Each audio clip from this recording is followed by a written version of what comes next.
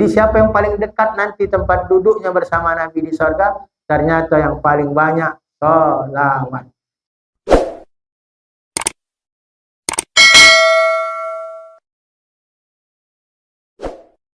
سبيل الدموع سبيل مريح تنهدى يا صاحي كي تستريح وبث الدعاء. Assalamualaikum warahmatullahi wabarakatuh. Alhamdulillahi rabbil alamin. Allazi anzala as-sakinata fi qulubil mu'minin liyazdadu imanan ma'a imanihim. Asyhadu an la ilaha illallah wahdahu la syarika lahul haqqul mubin. Wa asyhadu anna Muhammadan abduhu wa rasuluh al-mab'utsu rahmatan lil alamin. Allahumma shalli ala nabiyyina Muhammadin wa ala alihi wa ashabihi ajma'in. Amma ba'du, qala Allah ta'ala fi kitabihil karim. A'udzu billahi minasy syaithanir rajim. Bismillahirrahmanirrahim. Ya ayyuhalladzina amanu taqullaha wal tanzur nafsum ma qaddamat liqad wattaqullaha innallaha khabirum bima ta'malun. Yang terhormat Ibu Kepala Dinas Perindustrian dan Perdagangan Provinsi Bengkulu, Bapak Sekretaris Dinas Perindustrian dan Perdagangan Provinsi Bengkulu, beserta seluruh para eselon 3, eselon 4, Subkor, THL, keluarga besar Dinas Perindustrian dan Perdagangan Provinsi Bengkulu. Yang kami muliakan, hadir Ustadz Nopi. Ya Pak ya. Tadi katanya Ustadz, mohon izin kami di depannya Pak Ustadz. Bersyukur kita kepada Allah, alhamdulillahirabbil alamin. Di hari ini, di hari yang mulia, kita dipertemukan oleh Allah di majelis yang mulia. Apa majelis mulia? Ini yang disebut Nabi taman sorga dunia. Jadi kata Nabi, kalau kamu melintasi taman sorga, duduklah, nikmatilah. Apa taman sorga itu Rasul? Inilah majelis ilmu. Maka Nabi jamin, man salaka tariqan yaltamisu fihi man sahalallahu lahu tariqan ilal jannah. Siapa yang memudahkan langkahnya hadir di majelis ilmu, dia cari ilmu, maka Allah mudahkan juga langkahnya masuk ke dalam surga. Selanjutnya salawat dan salam kepada Nabi kita Muhammad sallallahu alaihi wasallam. Allahumma sholli ala Muhammad wa ala ali Muhammad. Nabi menjamin Pak Bu, man shalla alayya salatan sallallahu alaihi asra salawatin. Siapa yang sekali salawat kata Nabi kepadaku, Allah limpahkan 10 rahmat. Wa huttat anhu asru khatayatin, Allah ampunkan 10 dosa. Wa rufiat lahu asru darajatin, dan Allah tinggikan 10 derajat. Bayangkan Pak Bu, satu sholawat 10 rahmat, satu sholawat 10 dosa diampunkan, satu sholawat 10 derajat ditinggikan, hanya satu kali sholawat. Mari Bapak Ibu kita awali dengan sama-sama sholawat. Sallallahu ala Muhammad, sallallahu alaihi wasallam, sallallahu ala Muhammad, sallallahu alaihi wasallam. Nabi yang menjamin satu salawat 10 rahmat. Maka siapapun yang mendengarkan salawat, baca salawat, dia akan tenang karena rahmat Allah turunkan satu kali. Bagaimana kalau kita banyak? Maka kata Nabi, yang paling dekat nanti tempat duduknya bersamaku, akrabukum minni majlisan yaumal kiamat. Yang paling dekat tempat duduknya bersamaku nanti pada hari kiamat, siapa Pak Bu? Aksaru alayya sholawatan. Yang paling banyak bersolawat kepada.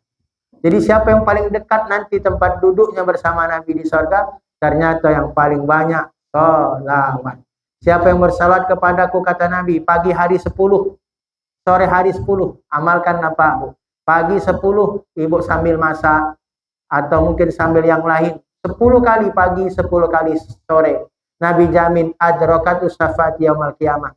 Dia dapat syafaatku kelak pada hari kiamat. Jadi pagi 10, sore 10. Misal apa ibu pagi sebelum ngomel kayak bapak, baca dulu sholawat sebelum ngomel. Ya Pak? Bapak juga dengar kalau ibu lagi ngomel, baca sholawat. Insya Allah berhenti sholawatnya. Berhenti ngomelnya maksudnya. Bapak Ibu yang dimuliakan Allah, pagi ini kita akan membahas, kalaulah bulan yang lalu, kita membahas tentang hati. Jadi bahayanya hati. Dan ternyata dosa yang pertama kali di sorga juga disumberkan dari hati. Terusirnya iblis dari sorga karena hati. Betul Pak Bu? Dosa juga yang pertama di dunia juga disebabkan hati. Maka ini yang bulan lalu kita bahas, pentingnya kita Bapak Ibu menjaga diri dari penyakit hati. Di hari ini kita akan membahas tentang kalau hatinya kita insya Allah sudah benar, ini Bapak Ibu mudahnya kita masuk surga. Jadi banyak jalan menuju surga.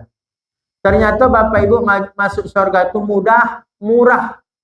Maka Nabi jamin, kullu ummati yadkhulunal jannata illa man aba.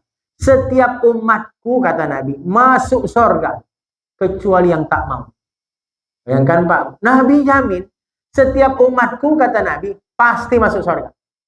Tapi kata Nabi, kecuali yang tak mau. Ketika itu sahabat bertanya, kila man aba ya Rasulullah.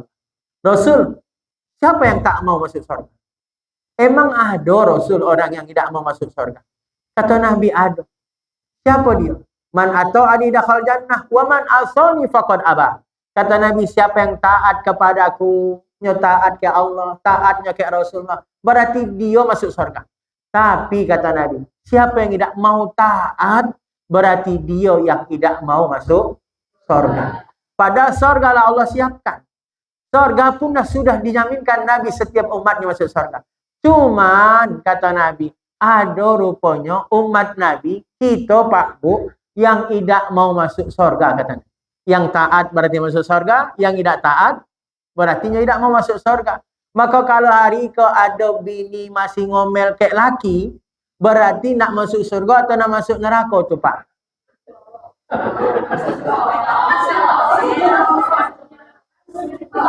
Ngomeli laki, itu masuk surga atau masuk neraka?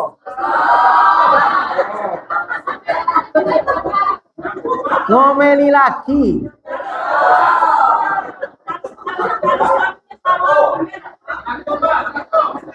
Neraka kan Pak?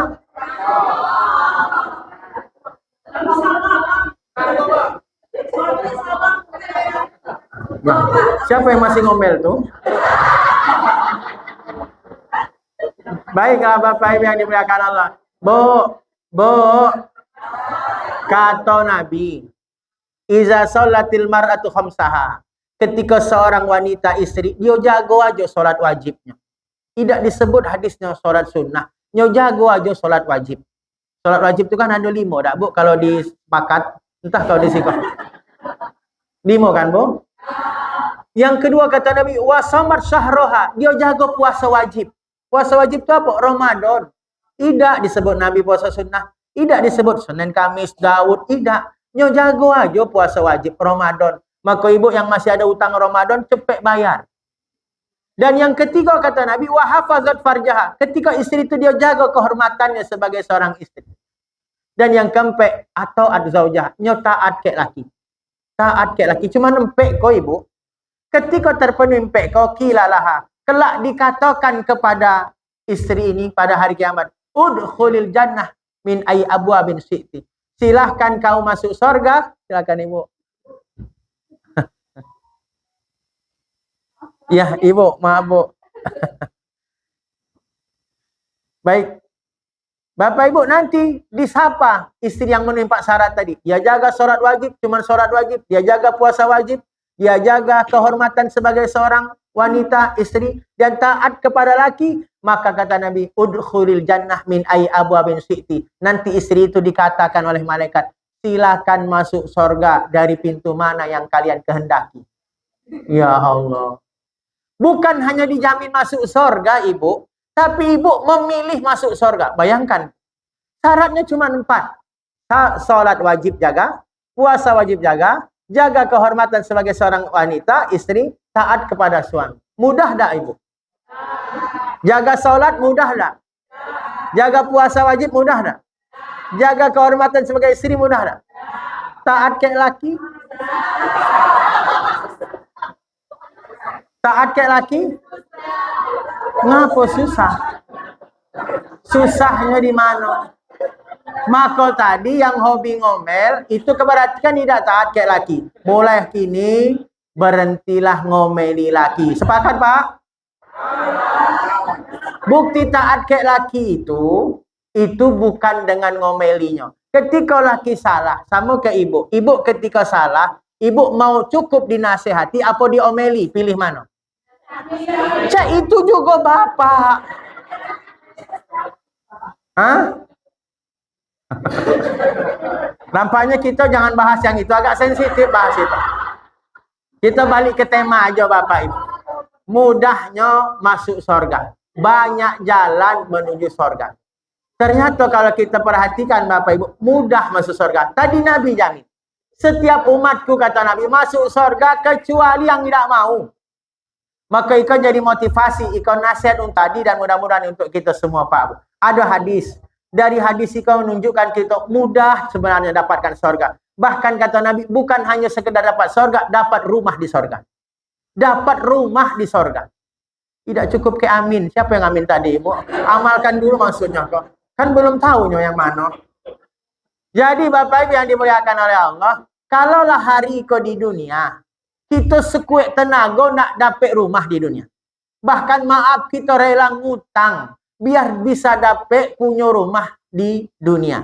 Padahal rumah dunia itu nak kita tinggalkan. Seelok apa tuh rumah? Pasti kita tinggalkan. Kalau tidak kita ninggalkannya, nyo ninggalkan kita. Itu pasti. Tapi anehnya, rumah yang pasti kita tinggalkan ke dunia, tapi sekuat tenaga kita memperindah tuh rumah. Sekuat tenaga kita nak dapatkan tuh rumah. Padahal pasti nak kita tinggalkan. Itu rumah di dunia. Tapi ada rumah yang tidak akan pernah kita tinggalkan selamanya. Ada rumah yang disebut Nabi, rumah di sorga. Tapi rumah di sorga yang dijamin Nabi, kita tidak akan pernah meninggalkannya kalau dapatkan. Tapi kenapa tidak semangat kita untuk mendapatkan rumah di sorga? Beda semangatnya untuk dapatkan rumah di dunia. Maka apa aja itu Pak Bu? Ikau insya Allah jadi motivasi. Pertama, ada hadis jelaskan. Dan kata Nabi, ikau menunjukkan mudahnya masuk sorga. Dapatkan rumah di sorga. Tidak mesti harus jadi orang kaya. Siapa kata Nabi? Man bana masjidan lillah. Siapa bangun masjid karena Allah. Kama fasin qatatin. Walaupun sekecil sarang burung pipit kata Nabi.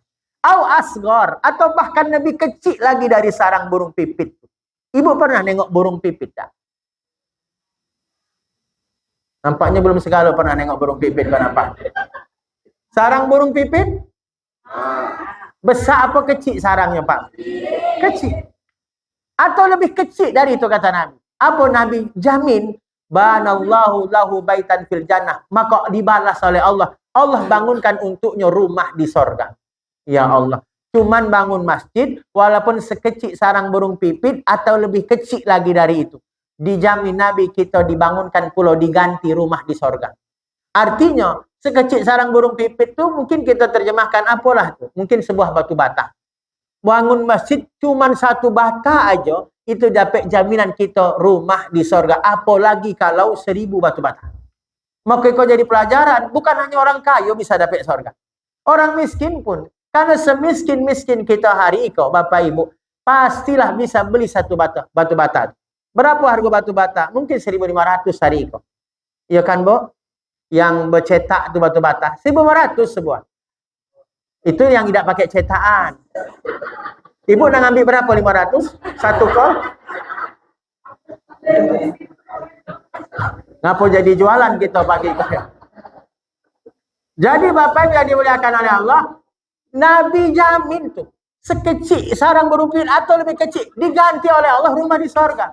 Ya Allah, kita pasti bisa. Berarti pelajarannya, mumpung kita hidup ibu, bapak, jangan pernah tidak ada di masjid barang dari harta kita. Walaupun cuma satu batu bata. Walaupun cuma satu batu bata. Itu yang disebut juga kelak sedekah jariah. Pahala yang ngalir walaupun kita mati.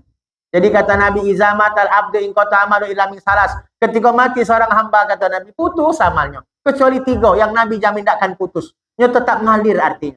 Kalau kita hidup, kita sholat. Kalau kita mati, putus sholat kita. Kita hidup, puasa. Kalau kita mati, putus puasa kita. Tapi ada Nabi jamin tidak akan putus-putus walaupun kita mati. Nabi jamin 3. 1 kata Nabi, sedekatin jariah. Sedekah yang terus mengalir pahalanya. Apa sedekah yang ngalir itu? Wakaf. Maka ibu bapak, mumpung hidup, apalagi yang banyak piti, jangan sampai tidak ada wakaf kita di masjid. Kalau tidak di masjid, di tempat tahfiz Quran. Kalau tidak tuh di pondok pesantren. Selama itu di dalamnya digunakan orang sholat, pahalanya ngalir untuk kita orang sholat. Walaupun kita mati tadi. Selama di dalamnya orang baca Quran, pahala orang baca Quran pun ngalir kayak kita walaupun kita mati. Selama dalamnya dipakai pengajian, pahalanya ngalir untuk kita walaupun kita mati. Itu yang disebut sedekah jariah atau yang disebut wakaf. Maka rumusnya, jangan sampai di masjid itu tak ada batu bata kita. Walaupun cuma satu batu bata. Tapi jangan segalanya batu bata. Ada juga semen. Tidak tertegak juga masjid kalau cuma batu bata. Itu paham. Artinya Bapak Ibu, ikut jadi pelajaran. Mudah, murah rupanya dapatkan surga. Yang susah itu apa? Kemauan kita. Yang kedua Bapak Ibu, ada yang lebih mudah lagi. Kata Nabi, man qara'a qul huwallahu ahad hatta yaktima. Siapa yang baca qul huwallahu ahad sampai selesai. Allahu samad, lam yalid wa lam yulad wa lam yakul lahu kufuwan ahad. Kami yakin segala ibu bapak hafal itu. Surat itu surat Al-Ikhlas. Betul, Bu? Bahkan itu jadi surat favorit kita. Kenapa favorit? Tiap salat itu yang kita baca. Kan dalam Quran itu ada 2 surat favorit kita. Inna a'tayna kulhu. Inna a'tayna kulhu. Dari kecil itulah yang kita baca. Dari kecil, inna a'tayna kal kausar ka rakaat 10 Allahu ahad. La gedang masih juga inna a'tayna kulhu. La datu masih juga inna a'tayna kulhu. Iya kan Pak Bu? Berarti itu surat-surat favorit. Maka kata Nabi, siapa yang baca qul huwallahu ahad sampai selesai, asra marrat, 10 kalinya baca. 10 kalinya baca. Bayangkan Pak Bu, tapi kata Nabi kulla yaum tiap hari. 10 kali, tidak nyampe 10 menit tuh Pak. Qul huwallahu ahad, surat Al-Ikhlas tuh 10 kali setiap hari. Nabi jamin, apa Nabi jamin? Banallahu lahu qasran fil jannah. Allah bangunkan istana rumah untuknya di surga. Tanpa modal. Kalau tadi masih ada modal satu batu bata. Kalau ikut tanpa modal, cuman baca surat Al-Ikhlas 10 kali. Ibu sambil naik motor, naik mobil mungkin. Sambil ibu masak, baca Al-Ikhlas. Karena itulah diantara amalan-amalan zikir itu. Jadi zikir itu Bapak Ibu, amalan yang ringan. Tidak mesti harus berwudu kalau kita perhatikan. Tidak mesti harus dalam kondisi suci. Tidak mesti harus di masjid. Tidak mesti harus duduk kita di masjid. Nak tegak boleh, berbaring boleh. Karena Allah pun yang menjelaskan. Alladzina yazkurunallaha qiyaman wa qu'udan wa ala junubihim. Mereka yang mengingat Allah dalam kondisi berdiri, dalam kondisi duduk, dalam kondisi berbaring. Artinya zikir itu Bapak Ibu, amalan yang tidak terikat tempat, tak terikat waktu, tak terikat kondisi badan. Segala tempat boleh jadikan zikir, cuma satu yang tidak boleh zikir. Di mana itu Pak Bu? WC. Itu pun dalam WC boleh zikir selama tidak diucapkan. Selama dalam hati aja. Boleh di WC. Artinya selain WC, zikir itu amalan ringan, tapi dahsyat manfaatnya. Dahsyat jaminannya. Contoh Pak Bu, ikut surat Al-Ikhlas. Kita baca aja surat Al-Ikhlas 10 kali. Tidak disebut hadisnya, nak pagi, nak siang, nak sore. Yang jelas tiap hari. Tiap hari cuma 10. Amalkan nih Pak Bu. Nabi jamin dapat kita istana, dapat kita rumah di sorga. Mudah, murah berarti masuk sorga. Betul Pak Bu? Maka sebelum ibu nak ngomel kayak laki tadi, bacalah surah Al-Ikhlas 10 kali. Ya, Bu? Yo pulo, kecilnya nak ngomel laki. Nampaknya banyak ibu yang ngomel laki. Tidak. Yang ketiga, ada jaminan juga mudahnya dapat surga, Pak Bu. Jadi mudah nih rupanya surga. Cuman banyak yang tidak mau tadi kata Nabi. Maka kalau kita bandingkan Pak Bu, jauh lebih susah masuk ke neraka. Masuk ke neraka itu berbayar, mahal. Contoh Pak Bu, berzina. Kan berbayar. Berapa sekali berzina tuh Pak? Tidak ada yang tahu tak?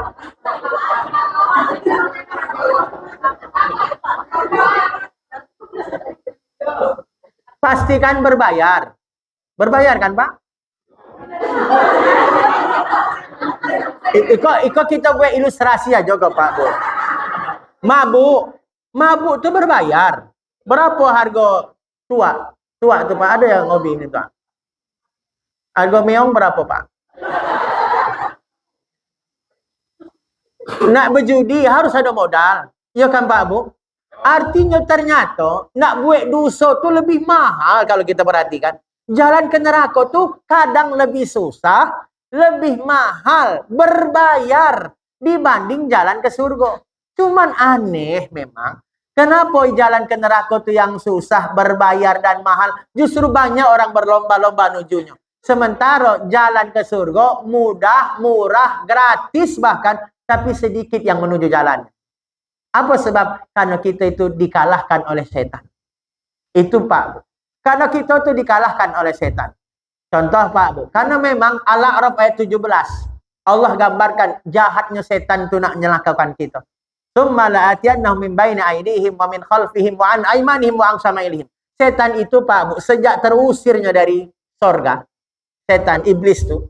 Ibu kenalkan ke iblis? Hah? Tidak ada yang seruangan yang dipanggil iblis, tidak ada kan? Jadi ketika iblis itu terusir dari sorga, iblis itu minta ke Allah Pak. Bayangkan, iblis masih berdoa minta ke Allah. Apa kata iblis? Wa bi'izzatika wa jalalika. Ya Allah, demi kemuliaanmu, demi keagunganmu, izinkan aku, kata iblis, untuk menyesatkan anak Adam. La abrahu bani Adam. Izinkan aku untuk bisa menyesatkan seluruh anak keturunan Adam. Madamat arwahum fi ajsadim. Selama masih ada roh di jasadnya. Permintaan iblis. Jeleh-jeleh barusan berbuat dosa. Disuruh sujud kayak Nabi Adam. Sebagaimana bulan lalu kita bahas. Dan tidak sujud. Karena dia merasa sombong. Dia merasa lebih baik. Marah Allah ke iblis, diusir dari sorga. Ketika terusir dari sorga, tidak tahu dirinya iblis, berdoa minta. Aku rela diusir dari sorga ya Allah. Tapi please ya Allah, beri aku kesempatan. Untuk balas dendam aku ke anak Adam. Berdoa iblis dikabulkan Allah. Bayangkan Pak. Padahal iblis itu disebut dalam Al-Quran mal'un. Makhluk Allah yang terkutuk, terlaknat. Nyu berdoa aja masih dikabulkan. Apalagi kita yang tidak terkutuk, berdoa juga pasti dikabulkan. Betul Pak Bu? Maka kalau ada orang tidak berdoa, berarti kalah ke ngapa nengok kami iblisnya agak semangat. Naik ke Pak Bu. Maka sejak itulah kita itu kenapa tidak pernah lepas dari bisikan iblis. Sejak itulah kenapa kita tuh selalu kadang terjebak dosa. Karena iblis itu diizinkan oleh Allah, Pak. Diizinkan oleh Allah selama masih ada roh di jasad kita. Selama itu pula iblis berusaha untuk menyesatkan kita. Tadi Al-A'raf ayat 17 tadi. Cak mana cara iblis menyesatkan kita? Kata Allah, nya datang dari depan, nya datang dari belakang, nya datang dari kanan, nya datang dari kiri. Sampai penjuru mata angin, iblis tak pernah berhenti menyesatkan kita. Apa dimaksud datang dari depan? Kita dibuatnya lupa ke kematian. Sehingga banyak apa hari kau kita tu dilupakan mati. Kalau lupa mati, akhirnya kita, karena merasa lupa mati, akhirnya kita tidak takut buat dosa. Maka kalau hari kau masih banyak bini ngomel laki karena dilupakan iblis kayak mati. Betul kan Pak? Kenapa ibu tidak jawab? Datang dari belakang, apa maksudnya? Kita dibuatkan cinta ke dunia. Maka banyak orang terjebak ke dunianya sendiri. Berlomba-lombanya dengan mengejar dunia. Sehingga kalau mati baru sadar. Alhaakumut takatsur hatta zurtumul maqabir. Celakalah orang yang ngumpul-ngumpul dengan harta. Dunia kau tadi. Baru sadar ketika orang masuk kubur. Itu peringatan dari Allah. Biar jangan terjadi kayak kita. Kalau tidak mempan datang dari belakang. Datang iblis dari kanan. Apa dari kanan tuh Pak Bu? Dibuatnya kita meremehkan kebaikan. Kece iblis kan cuma amal sunnah, tidak usahlah kerjakan. Iko kecil, iko dikit pahalanya. Itu kece iblis. Kalau tidak mempan dari kanan, nyo akan datang dari sebelah kiri. Apa maksud sebelah kiri? Kita dibuat iblis meremehkan dosa. Sehingga banyak kita menganggap remeh dosa. Tidak apa-apalah, sekali ku aja memilih lagi. Besok pagi sekali lagi. Sore sekali lagi. Sehingga apa yang terjadi? Dosa yang kita anggap remeh, terus kita mengulang-ulang dosa. Banyak kita terjebak mengulang dosa yang sama, bahkan di hari yang sama. Hanya gara-gara dosa. Padahal dosa tadi kita anggap kecil memang. Tapi la saghair ma istimrar. Tidak ada dosa kecil kalau terus-menerus jadi besar itu dosa. Wala kabair ma istighfar. Tidak akan ada dosa besar kalau kita senantiasa minta ampun istighfar ke Allah. Nah, kau bapak ibu, depan, belakang, kanan, kiri, iblis tu rupanya tidak pernah istirahat untuk mencelakakan kita. Maka itulah terkadang kita kau selalu lupa ke dosa. Sehingga kita terkadang terjebak kau ke dosa. Lupa dekat mati, lupa ke pahala. Tidak ada semangat sehingga kita lupa dosa, menganggap remeh dosa. Nah, kau bapak ibu yang dimuliakan oleh Allah, kenapa tadi banyak orang memilih jalan ke neraka daripada jalan ke surga? Kenapa? Karena ternyata iblis itu diizinkan oleh Allah menyesatkan kita. Tapi tidak usah khawatir Pak Bu. Allah jawab ketika iblis berdoa. Apa jawaban Allah? Wa bi izzati wa jalali ya mal'un. Demi kemuliaanku dan keagunganku, wahai engkau yang terlaknat, kata Allah. Silahkan kau ganggu anak Adam. Silahkan kau sesatkan anak Adam. Tapi apa kata Allah? Lastaghfiruh mastaghfaruni. Aku pasti akan ampuni anak Adam selama mereka minta ampun. Itu pula maha adilnya Allah. Jadi di satu sisi Pak Bu, iblis minta ke Allah untuk bisa menyesatkan kita anak Adam manusia. Tersesat kita ke iblis kau tadi. Kita termakan bujuk rayu iblis, tersesat kita sehingga tiap hari kita memilih laki. Mungkin, ya Bu. Tersesat kita buat dosa kau tadi, terlanjur buat dosa. Apa janji Allah? Lastaghfiruh mastaghfaruni. Aku pasti ada jaminan Allah situ. Aku pasti akan ampuni anak Adam tu selama mereka minta ampun kepadaku. Ya Allah. Sayangnya Allah ke kita tu Pak. Kalau kemarin terlanjur buat dosa, kemudian kita minta ampun ke Allah, tobat kita ke Allah, maka di saat itu pun Allah pasti akan ampuni kita. Maha adil Allah. Ya Pak Bu. Pak. Maka itulah tadi kita dilupakan jalan ke surga, lebih memilih jalan ke neraka. Selanjutnya Pak Bu, hadisnya mudah murah jalan ke surga. Apalagi kata Nabi? Aduh, apa itu Ibu? Kata Nabi, man hafaza arba'an minad duha. Siapa jaga salat duha 4 rakaat cuma. 4 rakaat ngerjakannya 2 rakaat, 2 rakaat. Wa arba'an qoblal ula. Dan 4 rakaat sebelum zuhur. Artinya qobliyah zuhur ngerjakannya 2-2. Nabi jamin juga Pak Bu, sama. Banallahu lahu baitan fil jannah. Allah bangunkan untuknya rumah di sorga. Jadi ada amalan juga ringan. Salat duha Ibu jaga 4 rakaat. Sekecil-kecilnya salat duha, sedikit-dikitnya salat duha itu 2 rakaat. Tapi kalau nak jaminan dapat rumah di sorga, 4 rakaat ngerjakannya 2 rakaat, 2 rakaat. Kalau tidak sanggup 8, boleh cukup 2 rakaat, 2 rakaat 4.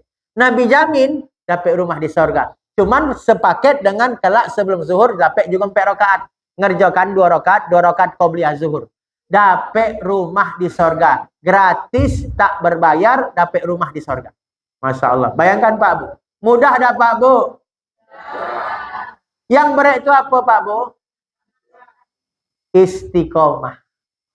Istiqomah. Karena tadi memang iblis sembek kita tuh jangan sampai istiqomah. Maka kata Nabi, ahabul amal indallah adwamu hawa in qalla. Amal yang paling Allah cinta. Amal yang paling Allah cinta apa kata Nabi? Biarlah sedikit tuh amal asal istiqomah. Jadi amal yang Allah cinta tuh bukan banyaknya rupa Pak. Tapi apa? Istiqomahnya. Walaupun cuma dikit. Jadi tadi mungkin sholat duhanya mungkin cuma 4 rakaat. Jadilah tapi tiap hari. Mungkin tahajudnya, mungkin sholat malamnya cuma 2 rakaat, tapi tiap malam. Mungkin witirnya cuma 1 rakaat, tapi tiap malam. Mungkin sedekahnya 1000, tapi tiap harinya 1000. Mungkin baca Qur'annya cuma 10 juz, tapi tiap malamnya baca Qur'an tadi. Mungkin cuma 10 juz. Ya Pak Bu? Ringan dah itu. Tak sanggup 10 juz, 5 juz tak sanggup, 1 juz tak sanggup. Walaupun cuma 1 ain. Walaupun mungkin 3 ayat. Tapi istiqomah itu amal yang paling Allah cinta. Jadi Allah tuh nengok istiqomahnya kita bukan banyaknya. Yang sempurna tentu banyak amal istiqomah. Tapi tak mampu banyak amal kita, biarlah sedikit tapi istiqomah. Nah itu Bapak Ibu yang dimuliakan oleh Allah. Amalan gratis tak berbayar, dapat rumah di sorga, cukup sholat duha 4 rakaat. Kapan tuh Pak? Mungkin di kantor kita. Kalau di rumah mungkin tidak sempat kita nak sholat duha. Kalau kesibukan nak ngurus anak, nak ngurus suami, mungkin nak ngurus pekerjaan pagi-pagi. Maka cukup solusinya di kantor. Sebelum kita mulai beraktivitas, sholat duha kita mungkin di ruangan. 2 rakaat, 2 rakaat. Atau mungkin cuma 2 rakaat jadilah istiqomahnya. Ingat Bapak Ibu, pahala duha itu dahsyat luar biasa. Dalam hadis, siapa sholat duha 2 rakaat, Nabi jamin dia dapat pahala setara dengan 360 kali sedekah. Jadi kata Nabi, tubuh kita kok Pak Bu ada 360 ruas, 360 sendi. Setiap ruas, setiap sendi harus dikeluarkan sedekah. Berarti kita tuh harus sedekah setiap hari 360 kali. Bayangkan Pak. Tapi cukup 2 rakaat di pagi hari. Itulah sholat duha, mengganti sedekah dari setiap sendi. Oh, berarti sholat duha 2 rakaat itu Ibu Bapak sama pahalanya sedekah 360 kali untuk tubuh kita.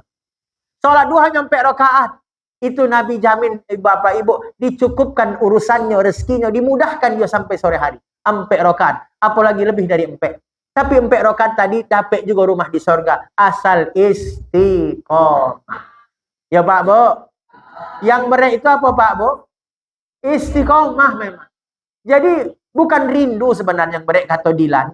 Tetapi apa? Istiqomah. Salah kalau Dilan ngecek rindu itu berat. Yang berat itu apa Pak Bu? Istiqomah. Selanjutnya Bapak Ibu, apalagi amalan dapat rumah di sorga. Iko masih sholat. Kata Nabi, man hafazah. Siapa yang jago? Isna asrota rok'atan. Yang jago 12 rakaat. Iko Pak Bu, 12 rakaatnya jago. Fi kulli yaum wa lailah. Dalam setiap hari malam. Sehari semalam. 12 rakaat. Maka Nabi jamin, banallahu lahu baitan fil jannah, sama jamin dibangun untuknya rumah di sorga. Apa aja 12 rakaat itu? Ibunda Aisyah radhiyallahu anha menjelaskan, man sabara, siapa yang menjago, nyojago tidak putus. 12 rakaat itu apa aja Bapak Ibu? Ikal yang disebut salat sunat rawatib yang hukumnya muakkad. Arba'an qabla zuhri. 4 rakaat sebelum zuhur. 2 rakaat ngerjakannya 2 rakaat. Lampe. Habis itu warok ataini ba'daha dan 2 rakaat sesudah zuhur. Berartilah 6 rakaat. Kemudian warok ataini ba'dal maghrib, 2 rakaat sesudah maghrib. Warok ataini ba'dal isya, 2 rakaat sesudah salat isya, berartilah 10. Kemudian warok atai qoblal fajri dan 2 rakaat sebelum subuh. Qobliyah subuh. Pas 12. Ikut yang disebut salat sunat rawatib yang muakkad. Muakkad itu sangat ditekankan. Maka Nabi, waktu habis ya Pak? Bukan. Maka Nabi jamin dapat rumah di sorga. Salat sunnah rawatib 12 Pak. Kami ulangi. 4 rakaat sebelum zuhur. Kemudian 2 rakaat sesudah zuhur. 6. 2 rakaat sesudah maghrib. 8.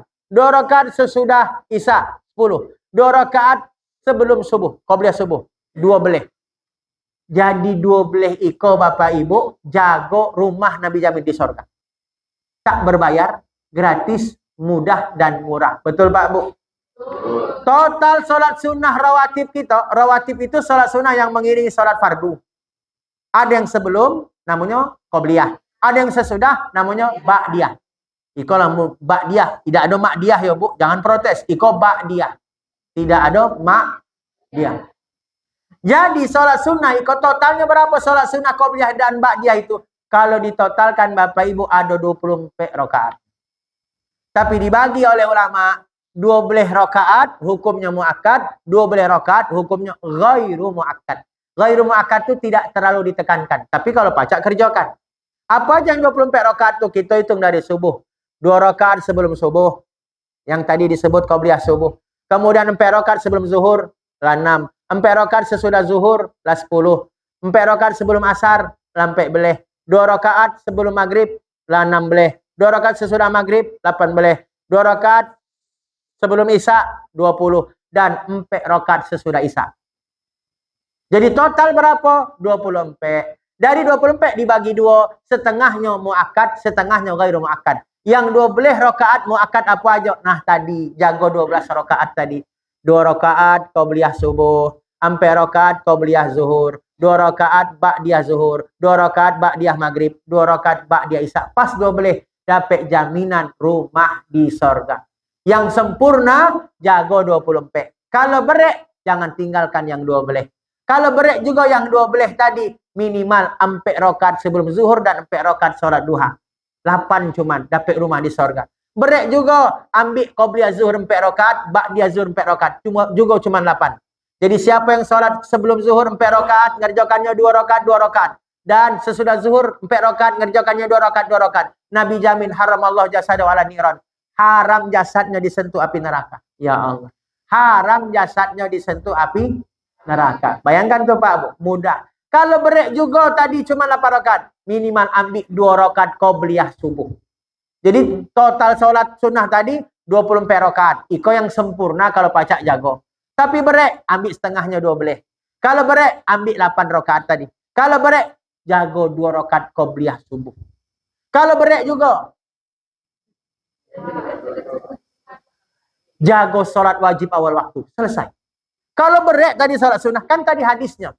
Ketika seorang istri jago solat wajib, tidak Nabi sebut solat sunnah. Artinya kalau berek solat sunnah tadi, cukup jago solat wajib tapi awal waktu. Ah, ya Pak. Terakhir. Ada dapat rumah di sorga. Bahkan di puncaknya sorga. Kata Nabi, ana zaimun bi baitin fi a'lal jannah. Aku jamin kata Nabi, dia dapat rumah di pucuknya surga. Ya Allah, dia ateh paling surga.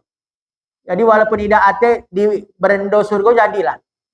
Ibu milih mana? Di teras sorga, pinggiran sorga, emperan sorga, apa di istana neraka? Pilih mana Bapak Ibu? Ini enggak di istana. Sama berarti. Syaratnya satu, berhenti ngomel laki. Insya Allah.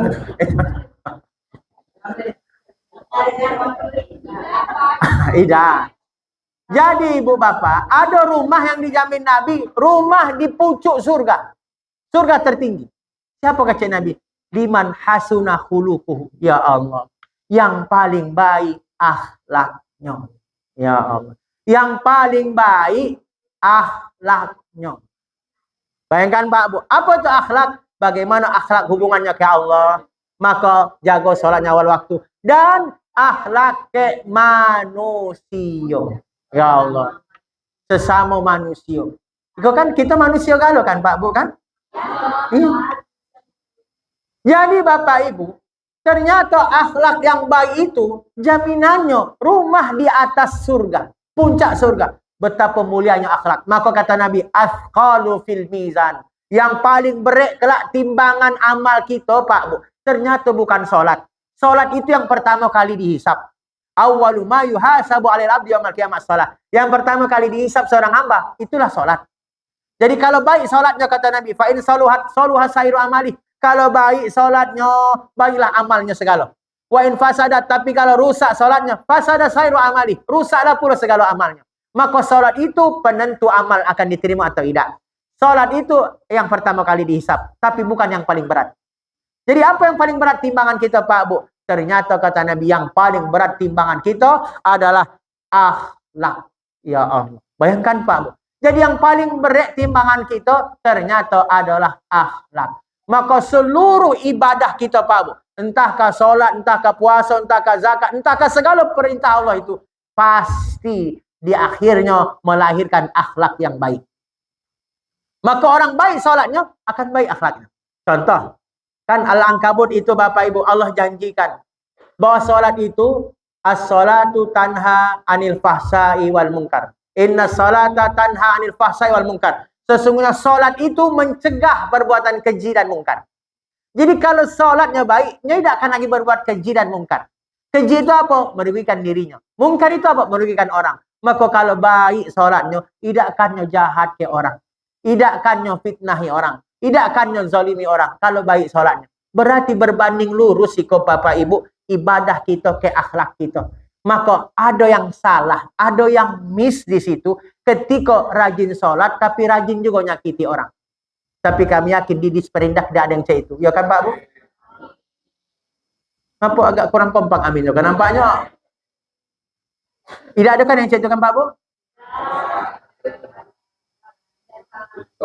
Insya Allah tidak. Mudah-mudahan Pak Bu. Maka kalau baik salat pasti akan baik akhlak. Baik akhlak dapat jaminan rumah di atas sorga. Akhlak itu bukan hanya kayak manusia Pak Bu. Jangankan kita kayak manusia, kayak binatang aja. Kayak binatang, maaf Ibu Bapak. Ketika ada kata Nabi, la uzibatil maratu finnar. Ada seorang wanita diazabnya di neraka. Hanya gara-gara sepele nyakiti kucing, nyengurung kucing Pak Bu. Tidak ngasih makan, hatta matat kata Nabi, sampai mati itu kucing. Nyakiti kucing tidak dengan langsung, berlahan-lahan dikurung kucing, tidak dikasih makan. Jadi kucing tidak bisa cari makan keluar. Sampai mati kucing itu, disiksanya. Maka kecek Nabi, wanita itu diazab di neraka. Itu cuma sekedar kucing. Apalagi nyakiti manusia. Ya Pak Bu, nyakitinya tidak langsung. Sebaliknya, ada wanita yang dijamin Nabi, diceritakan Nabi masuk surga. Hanya remeh Pak Bu. Ngasih minum seekor. Jangan nengok kami Pak Bu. Anjing. Sepele Pak Bu. Ngasih minum seekor anjing. Ya Allah. Ketika anjing itu hampir mati kausan, jilek-jilek tanah. Kan hadisnya. Wanita itu habis minumnya masuk ke sumur. Kemudian naik, nengok. Anjing kau jilek-jilek tanah. Woi kau nak kausan, nak mati. Maka sang wanita kau berinisiatif turun lagi ke sumur. Karena anjing tidak bisa masuk sumur. Kalau masuk matinya. Makanya turun ke sumur sambil gigit sepatunya, centong air sumur itu ke sepatunya. Kemudian minumkan anjing. Ya Allah. Sehingga anjing tidak jadi mati. Bayangkan tuh Pak Bu.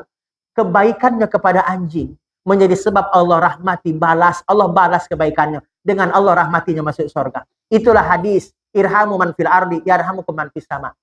Kata Nabi apa? Sayangilah yang di bumi. Maka yang di langit akan menyayangi. Artinya Pak Bu, sayangnya Allah itu berbanding lurus kayak sayangnya, baiknya kita kayak manusia. Jangan berharap dapat kasih sayang Allah kalau kita jahat kayak sesama. Betul Pak Bu? Jadi berbanding lurus. Lah kalau berbuat baik kayak anjing aja dapat surga, apalagi berbuat baik kayak yang punya anjing. Ya Pak Bu? Lah berbuat anjing itu kan binatang najis tuh. Walaupun tidak ada yang salah kayak anjing. Anjing ciptaan Allah, tidak ada yang salah dalam ciptaan Allah. Artinya anjing yang najis itu ketika berbuat baik aja dapat jaminan surga. Tapi jangan salah paham pula kayak hadis kok. Gara-gara hadis kok mau nak melihara anjing keceknya kena. Tiap hari nak ngasih minum anjing, itu salah pula. Bukan masalah anjingnya, tapi masalah berbuat baiknya. Lah kalau buat baik kayak anjing aja dapat jaminan surga, apalagi berbuat baik kayak sesama manusia. Maka ikut Bapak Ibu yang dimuliakan Allah, karena Ibu kadis sedang ngangguk-ngangguk pala. Itu tanda kode alam bahwa waktu sudah habis. Ya Bu? Demikian Bapak Ibu, terima kasih kesempatan yang diberikan kepada kami. Ikut sekali lagi nasihat, motivasi untuk beramal. Karena kalau hati sudah ditata, tinggal menata amal. Amal itu rumusnya paksakan. Tidak akan pernah kita bisa beramal kalau tidak pernah memaksakan. Maka hadis-hadis tadi Ibu jadi motivasi. Sebagaimana seorang pedagang akan semangat dia berjualan. Kenapa? Karena dia tahu di depan mata ada keuntungan. Maka seluruh pedagang akan semangat. Kenapa? Dia tahu akan dapat keuntungan. Tetapi kenapa kita malas beramal? Karena tidak tahu keuntungan. Maka tadi ikalah keuntungan yang disampaikan dalam hadis. Betapa mudahnya dapatkan pahala, bahkan surga. Maka ikut insya Allah jadi penyemangat mudahnya kita untuk beramal. Terima kasih sekali lagi Bapak Ibu atas perhatian. Mohon maaf atas kesalahan dan kekurangan. Kepada Allah kita sama-sama mohon ampunan. Mari berdoa Ibu. Baik Bapak Ibu, kita berdoa kepada Allah. Semoga Allah rahmati perkumpulan ini. Allah berkahi perkumpulan ini. Allah berkahi pekerjaan kita. Allah berkahi rumah tangga kita. Allah berkahi umur kita, usia kita. Allah berkahi kota kita, provinsi kita, negara kita. Dijauhkan kita dari segala bala, mara, bahaya, bencana, musibah, penyakit, dan kezaliman makhluk Allah lainnya. Ala hazihin niyah, wali kulli niyatina salihah, wali ridha'illah. Al-Fatihah. A'udzu billahi minasy syaithanir rajim. Bismillahirrahmanirrahim. Rabbana zalamna anfusana wa illam taghfir lana wa tarhamna lanakunanna minal khasirin. Rabbana atina fid dunya hasanah wa fil akhirati hasanah wa qina adzabannar. Wassallallahu ala Muhammadin nabiyil ummi wa ala alihi wa sahbihi wasallam. Subhana rabbika rabbil izzati amma yasifun wa salamun alal mursalin walhamdulillahi rabbil alamin. Subhanakallahumma bihamdika asyhadu an la ilaha illa anta astaghfiruka wa atubu ilaik. Assalamualaikum warahmatullahi wabarakatuh.